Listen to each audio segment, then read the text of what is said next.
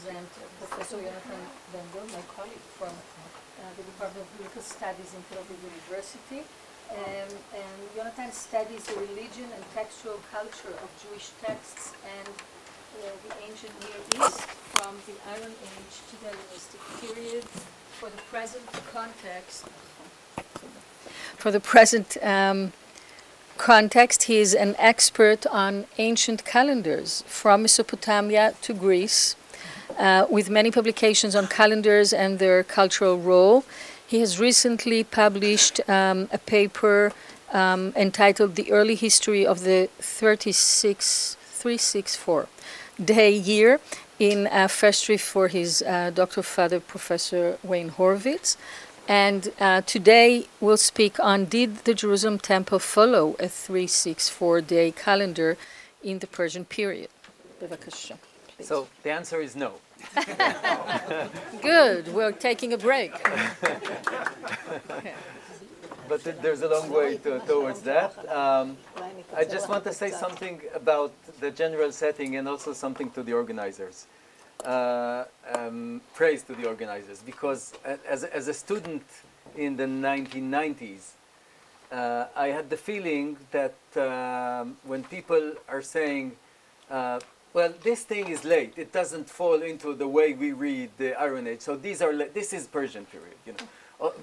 Teacher would say, well, these things are Persian. So there was no knowledge of anything about the Persian period, and it was just like a whole dump. You know, everything that didn't fit in the paradigm would say, well, this is Persian period. Things have changed in the recent decade or 2 decades or something like that, I would say. Maybe what I will present today is probably a part of an older paradigm, which somehow still pertains. People still hold to it. So I'd like to discuss it, and then say a few more words about real history of what we know about the Achaemenid period. This is it. So Annie Jobert was a Catholic sister who officiated in the Institut Catholique de Paris and at the École Biblique in Jerusalem, working closely with Dominique Barthélemy. She was part of the first wave of studies on the Qumran scrolls in the 1950s. At that time, she achieved a fascinating discovery about the Book of Jubilees, written in the 2nd century BCE. The Book of Jubilees contains numerous date notations in its rewriting of biblical narratives, far beyond the scattered dates in the P narrative of Genesis and Exodus. Jobert discovered that the date formulas in the Book of Jubilees were designed so that the Israelites never traveled or carried any other forbidden action on the Sabbath day. This entire array perfectly operates within a year of 364 days, as explicitly reported in chapter 6 of the Book of Jubilees. This is a solemn statement on the calendar. You command the Israelites to keep the years in this number, 364. Then the year will be complete. It will not disturb its time. They will neither omit a day nor disturb a festival. If they transgress and do not celebrate them, it's a huge sin. Lest they forget the covenantal festivals and walk in the festivals of the nations after their error and their ignorance. There will be people, says Moses in the Book of Jubilees, yes? So Moses said there will be people in the 2nd century BCE who will carefully observe the moon, God forbid, with lunar observations because it is corrupt and so on and so forth. So a few words about this kind of year. The year divides neatly into 7 by a number of 52 full weeks. This is its main feature. The 52 weeks work with full symmetry as they neatly divide into 4 seasons of 13 weeks each. And each season has 91 days, 30, 30, 31 for a month. The weekly structure is of a vital component. Every festival of the year falls always on the same day of the week, in perpetual order. For people in the Second Temple period, this was very important, that no festival falls on the Sabbath, for example. Jobert calculated that the year always begins on the 4th day. This one here. The year always begins on the 4th day of the week, Wednesday, the day of the creation of the luminaries, which is also the time from which time began. Given these foundations, a mathematically simple calendar is easy to assemble. At the same time, at the École Biblique, Joseph Milik was deciphering and making preliminary editions of the calendrical document from Qumran.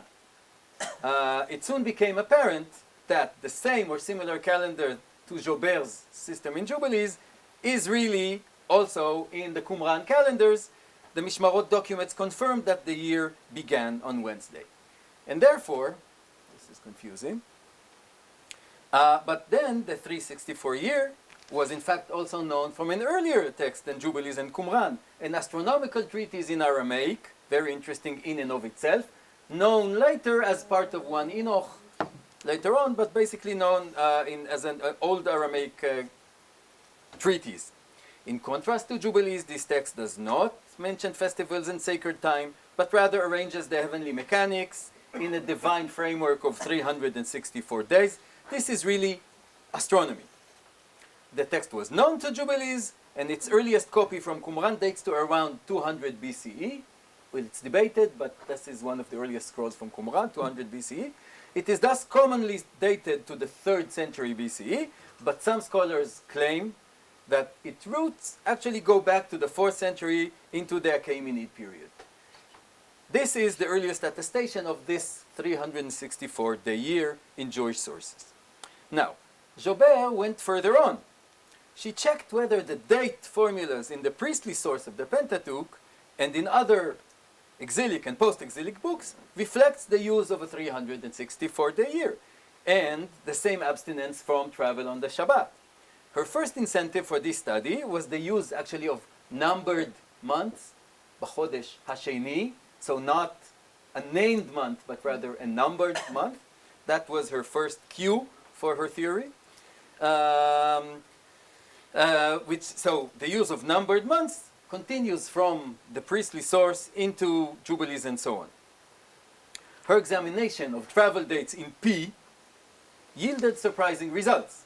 The Israelites' travels in the desert, according to Jobert, never took part on Saturday, if reckoned according to a 364-day year. In addition, the festival days, if you look them through in P, were consistently held on what she called liturgical days, Sunday, Wednesday, Friday. She therefore reached a very far-reaching conclusion that the Book of Jubilees adopted the 364-day year from previous practice. Jubilees elaborated it because it had things to say about Sabbats and weeks and so on. But she said that this kind of year did not first appear with the astronomical Book of Enoch and Jubilees in the 3rd century and 2nd, but rather continued an earlier Jewish calendar tradition, expressed already in the priestly source of the Torah.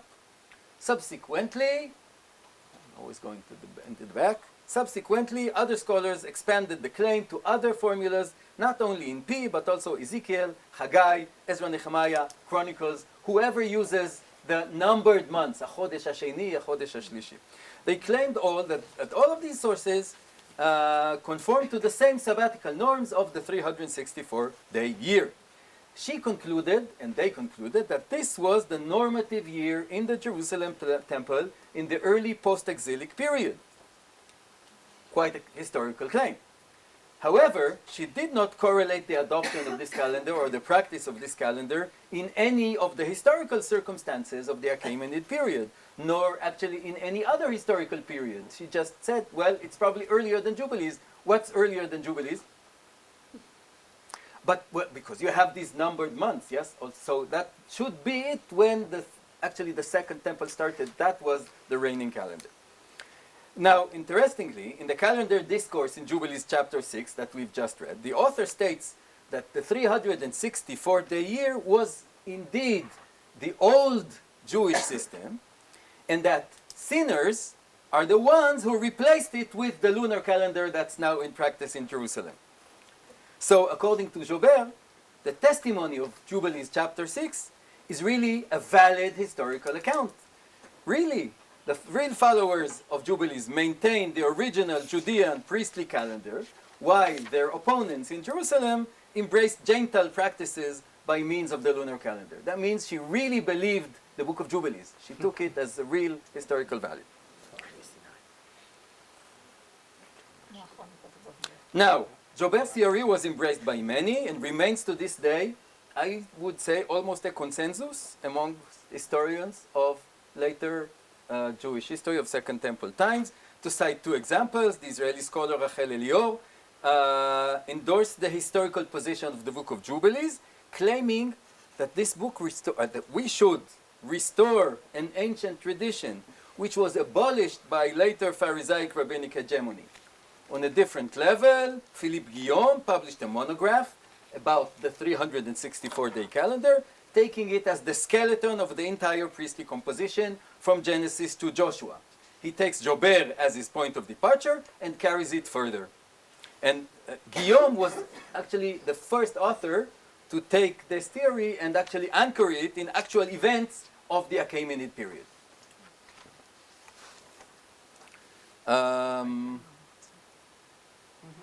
Now, Jober's numbers were tested by many and found generally reliable for the dates in Jubilees and for the Hebrew Bible. And significantly, James van der Kam, who's like, the high priest of Second Temple studies, examined Jober's hypothesis and found it generally correct. He did oppose some elements of the theory, but maintained the main argument that the Jerusalem temple in the in the Achaemenid period, and perhaps beforehand, operated with a sabbatical calendar of 364 days. Then came Roger Beckwith said, more moderate position. Dates in the Hebrew Bible had not originally been written with this year in view. However, they were later framed to fit that number by later editors who already knew the EC, the priestly year of the Second Temple sources. Now, for Jubilees, despite several insignificant outliers, all dates were found to agree with Jober. For the Pentateuch, in fact also the Hexateuch, because there are also sources in Joshua, and the other late biblical books, the evidence indeed shows that forbidden acts, if you take the 364-day year and compare the dates, that it does work. They were avoided on the Shabbat, except for two outstanding cases, one in Esther, one in Second Chronicles, but they can be explained away as textual mistakes or whatever.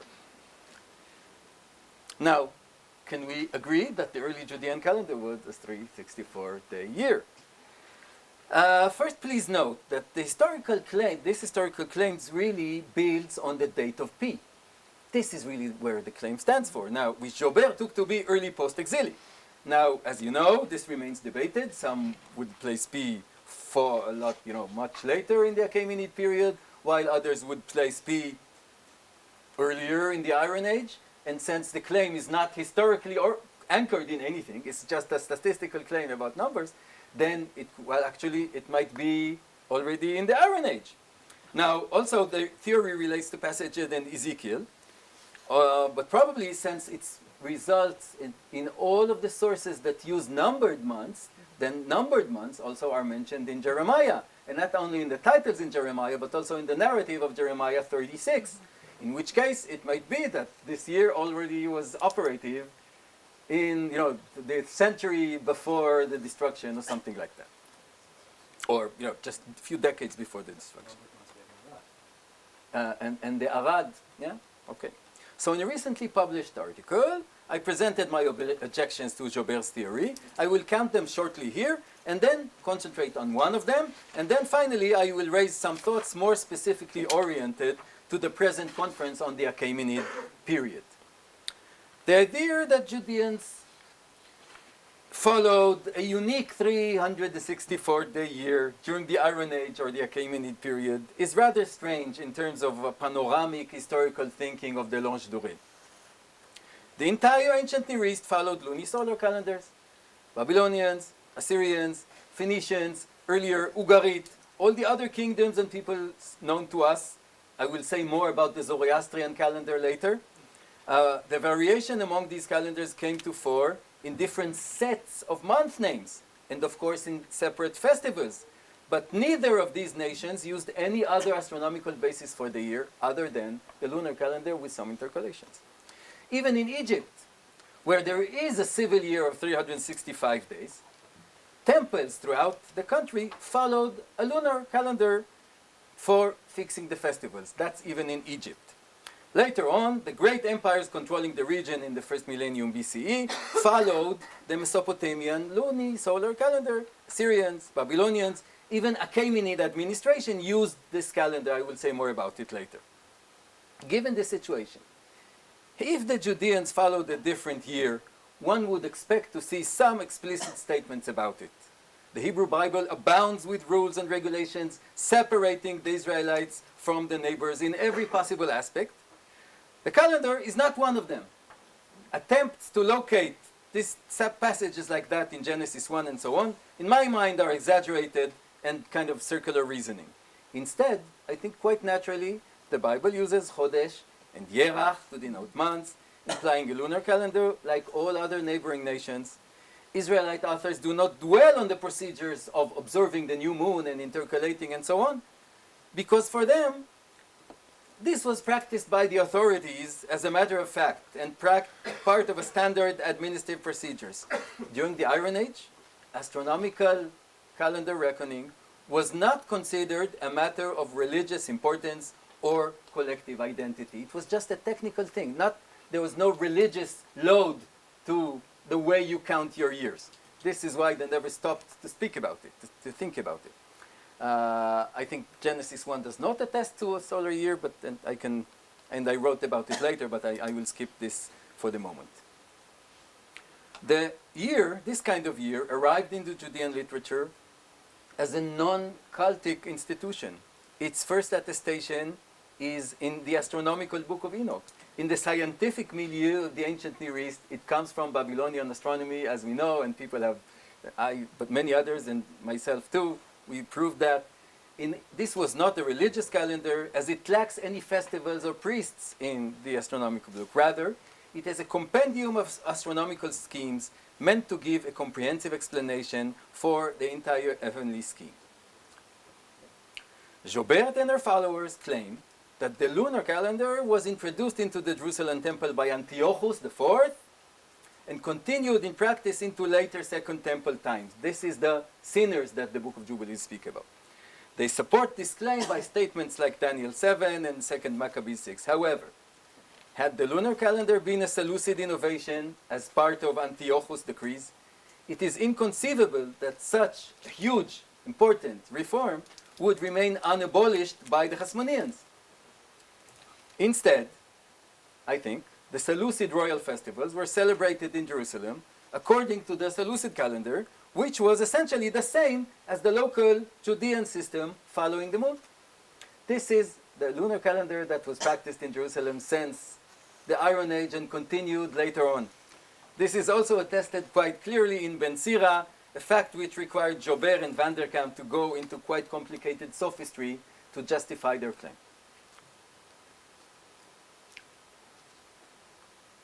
Keep going back. Innovation only came in the Book of Jubilees. This is the first source which defines a new, conspicuously nationalistic ideology for differentiating Jews from their neighbors by means of time reckoning. Jews count their time separately and differently. This was first only claimed in the Book of Jubilees. The circles behind the Book of Jubilees marked the Sabbath as a typical Jewish element of time, and were the first, in fact only the only ones, to design the entire year as a weekly structure of 52 weeks. The speech of Jubilee 6 that we read in the beginning is a highly ideological product. It is forging an ancient history in order to lend authority to a newly introduced cultic institution. It is also the onset of a calendar polemics in Jewish literature, which lasted many years later, but none of this had existed before. Having stated these points, I'd like to dwell shortly on the way Jobert interprets the date formulas in P. There was a very efficient critique of this work by Ben Zion Wacholder and probably his son, Sholom Wacholder. They claimed that the regularity in the data observed by Jobert does not lead to her conclusions. Rather, they reflect a different background. To put things short, they say that what Jobert identified as a symptom, a side effect of the real phenomenon. but mistakenly marked it as the primary concern. The dates in biblical literature do not reflect certain days of the week, but rather an arithmetic preference for round numbers. 1, 5, 10, 15. If you do that, this is really, you can explain 99% of the evidence, and the ones you find in the flood story, that's a different story. I explained it elsewhere. But 90% of Jobert's evidence is taken away once you consider that there is a preference for days 1, 5, 10, and 15 of the months, and these are most of the dates, actually all of the dates in the Pentateuch, except for the flood story. Which brings me to the next point, that time during the Iron Age was really not...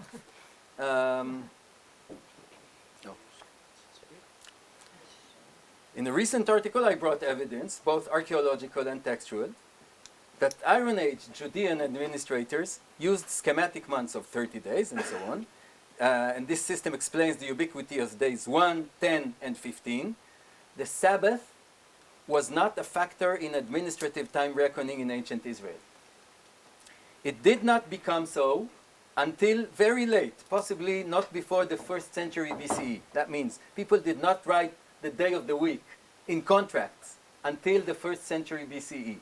Shabbat was probably observed as a cultic, it was observed as a cultic duty, but it was not counted in civic documents until very late.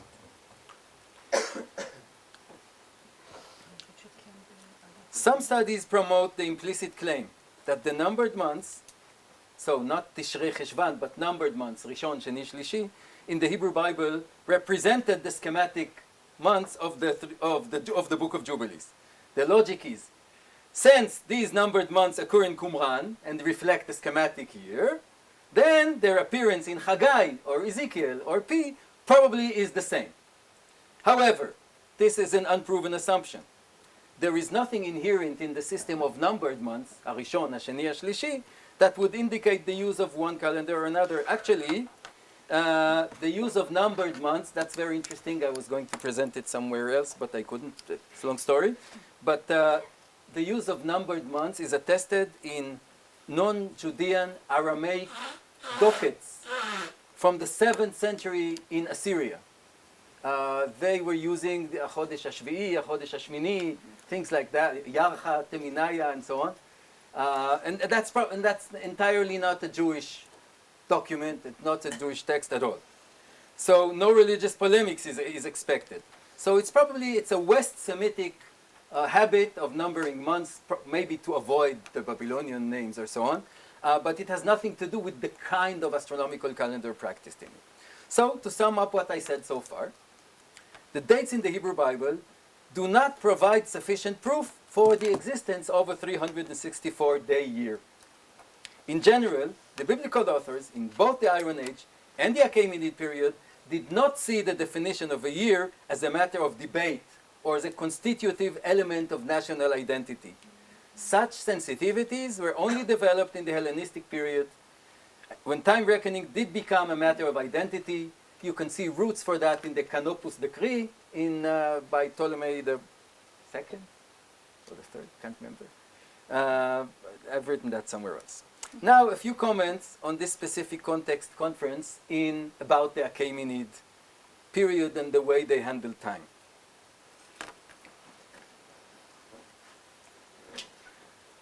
Documents from Elephantine and Murashu show that the Jews used Babylonian lunisolar calendar as announced by the royal astronomers of the empire, or later as mathematically regulated by these experts.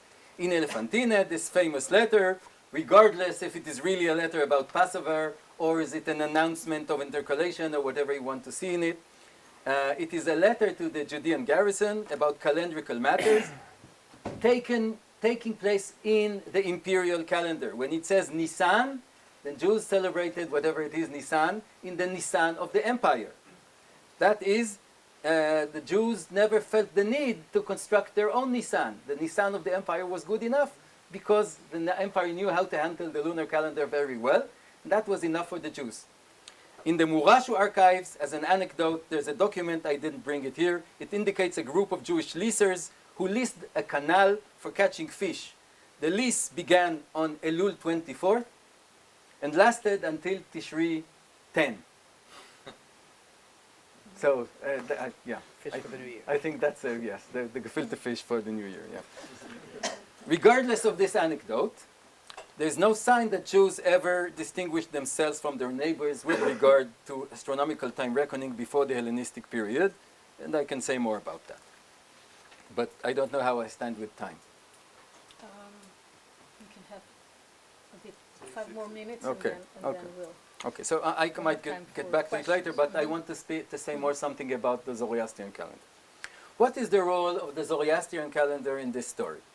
Some claimed that the creation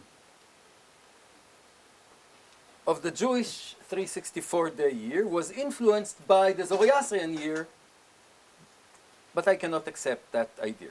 The Zoroastrian year, as we know it from later sources, contains 365 days, exactly like the Egyptian civil year. 65, that's the Zoroastrian year. To be clear, it does not feature an extra day every 4th year like the Augustan Roman year, but rather a wandering year with a gap of 1 quarter per year. Now, there's a question whether this Zoroastrian year, when the Zoroastrian year was established, since this Zoroastrian year is very clearly different from its predecessors, Old Persian and Elamite years that preceded it. Like in many other Iranian material, we have mostly later evidence, sometimes very late. Now, recently Sasha Stern surmised that the Zoroastrian year was adopted from the Egyptian one already in the 5th century BCE during the Achaemenid conquest of Egypt. He draws the background for the creation of this year by the Achaemenids as part of their efforts to standardize the administration of the empire, and you have other signs for that. So he says, already during the 5th century BCE, the Achaemenids adopted some kind of the Egyptian year and adopted it as the Zoroastrian calendar. His claims that this was contemporaneous with the discovery of the 19th, whatever. Let's forget about that. However, the problem is that the Achaemenid documentation attests quite consistently for the use of the lunisolar calendar inherited from their predecessor empires from Babylonia. This is the case, for example, in this document from Bactria and elsewhere. Stern says that while the empire operated by a Babylonian calendar in its western provinces, it enforced its own Persian national year at the heart of the empire, east of the Zagros. Be as it may, regardless, since we speak about, well, I'm not sure about that either, but anyway, since we speak about Judea, the empire here quite clearly worked with Babylonian lunar dates. That's it, continuing earlier empires. Thus, I see no reason to think that the Jewish 364-day year was inspired by the Achaemenid Empire or by the Achaemenid calendar, whether at all the Zoroastrian calendar was the Zoroastrian calendar that we know at that time. Finally, I'd like to raise a methodological matter. So I was recently invited to write an article for a handbook on the Persian period with the title Nature and Religion in the Achaemenid Period. That's the title of the invited paper, and I'm thinking what to do about it, and maybe I would share some thoughts about it. I found myself wondering, is there enough in the sources of the Achaemenid period to show a new interest in science, in nature, in astralization, beyond what we already know from the Neo-Assyrian period? So I'm thinking about Genesis 1. Well, is it Achaemenid or not? But as you know, Baruch Halpern read Genesis 1 as a rising on a Neo-Assyrian impetus with the astralization of the Neo-Assyrian period. I am thinking of a prophecy like Jeremiah 33, Chukot Shamayim Va'aretz, things that Konrad Schmidt has been writing about in recent years. Is this Achaemenid, or does it rise already in the natural interests of earlier periods of time? I'm thinking about some later psalms looking at nature. Psalm, 148, speaking about looking at nature and the way nature is praising God. So my answer to the people who invited me to write that article, I said, I'm not sure that the Achaemenid period is actually providing us with enough material to speak about nature, science, and religion in the Hebrew Bible during the Achaemenid period. I will leave that, and maybe you will get bring me some ideas to help me. Thank you very much. Sean, please. Excuse my ignorance, but I do not understand how anyone can use a 364-day calendar for more than 10 or 15 years, because you'll just fall behind. How is it possible that this was used anywhere? Far behind to what? You'll have the month. Muslim. But- The Right. Muslim Okay, calendar. but you can't run an agricultural cycle on that basis. You can't plant your wheat on the first day of a certain month when it's 15 days behind. Which is another reason why, this entire, this is where, one of the rare places I find myself in agreement with Fred Cryer,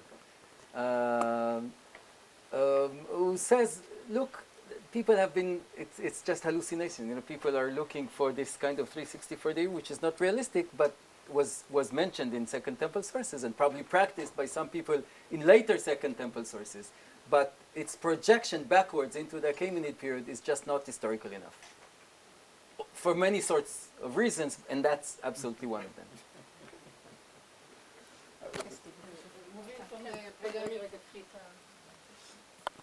Moving from non-polemic to polemic calendar, you can easily go from the Book of Watchers into Jubilees, for example. In the Book of Enoch, you have a calendar without any polemic outcome, as opposed to Jubilees that he said the sinners do not use the calendar. So the switch is quite clear, I think, which I'm sure you know.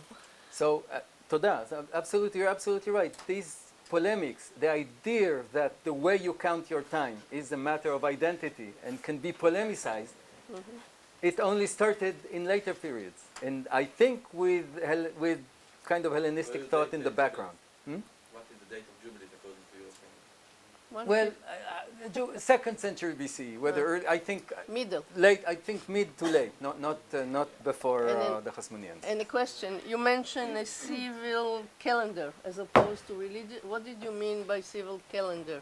As opposed I to usually religious? call it the people usually speak about the Babylonian civil calendar. It's a lunar year, and they use it for civil. They call it the civil calendar. I thought you mentioned it in the Bible. It's not the Bible that you have this differentiation between civil and religious. And It was actually, in back. the Bible, we have nothing. That's the thing. That's the point. We really have very little, few clues to hang on. But I don't think that there should. If there was anything, we should differentiate civil and cultic. Thank you.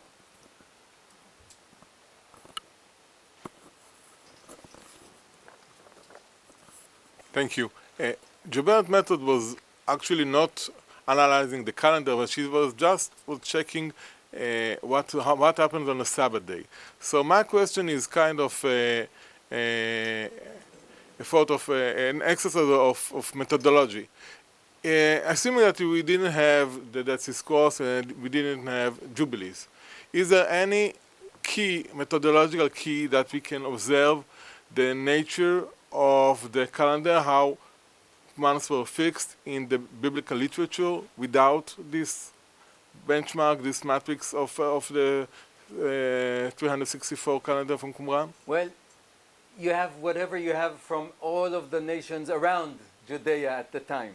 But not in the Bible In itself. the Bible, there is very few clues, and I've been trying to write about it. Also, but there are very few clues. There are very meager clues. I said some administrators use the schematic year in terms of administration. Fine, and there's some evidence for that. Some evidence you have is for a 5 or 10 count, like 10 days of count, not Sabbat, but 10 days. 10 days. There is some evidence for that.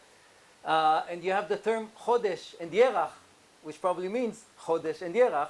So that's what it means. עשה ירח למועדים. That's actually not the way to understand that verse, but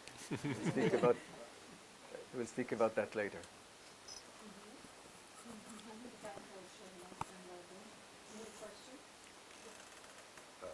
Yeah, I Next, could ask. behind you, or Do you have a question? Just a quick thing about polemics, much later in time period, but as I recall, the Talmud has a passage where it mentions that the gematria of Hasatan, the gematria of Satan, is 364, and then says that it's because it's a calendar from Satan. It's a nice one. I didn't know it. I'm not sure it's in the Talmud, but nonetheless, it's nice. Thank you.